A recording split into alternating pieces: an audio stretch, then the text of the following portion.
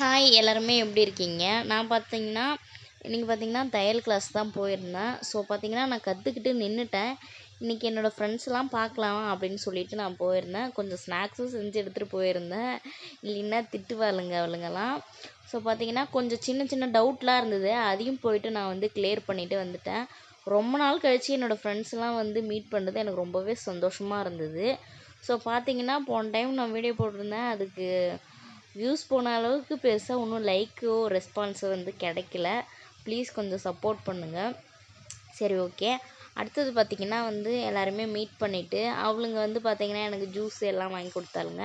அதெல்லாம் நான் குடிச்சிட்டு ஒரு 3:30 மணி போல் நான் வந்து கிளம்பிட்டேன். வீட்டில் சமையல் வேலை பார்க்க ஆரம்பிச்சிட்டேன். நான் வந்து ஏதாவது ஒரு கடை ஓப்பன் பண்ணி ரன் பண்ணலான் இருக்கேன்.